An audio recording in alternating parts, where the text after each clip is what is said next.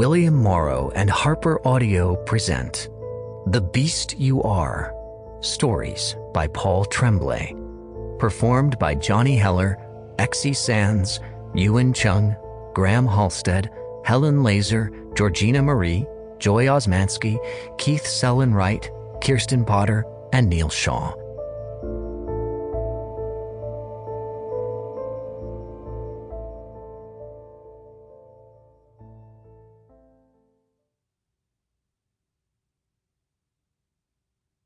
For Lisa, Cole, and Emma.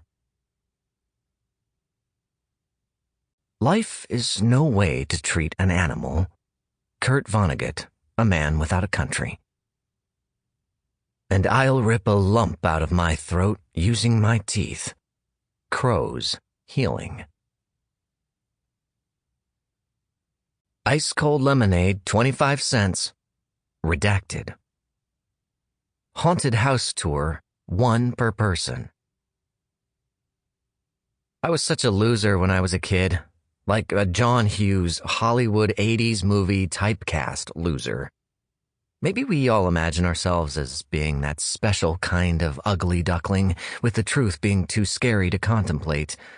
Maybe I was someone's bully, or I was the kid who egged on the bullies, screaming, "Sweep the leg!" Or maybe I was lower than the Hughes loser, someone who would never be shown in a movie. When I think of who I was all those years ago, I'm both embarrassed and, look at what I've become, proud, as though the distance span between those two me's can only be measured in light years. That distance is a lie, of course, though perhaps necessary to justify perceived successes and mollify the disappointments and failures. That 13-year-old me is still there inside. The socially awkward one who wouldn't find a group he belonged to until college. The one who watched way too much TV and listened to records while lying on the floor with the speakers tented over his head.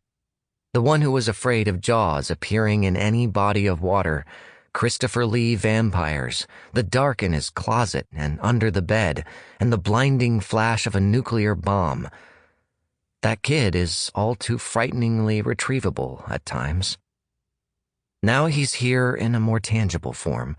He's in the contents of a weathered cardboard box, sitting like a toadstool on my kitchen counter.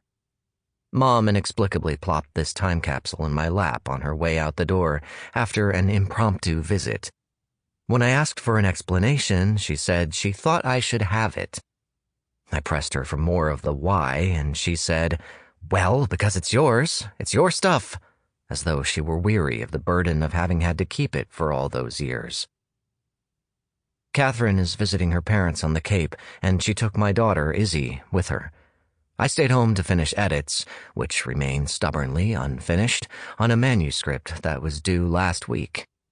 Catherine and Izzy would have torn through this box of me right away and laughed themselves silly at the old photos of my stick figure body and my map of freckles and crooked teeth.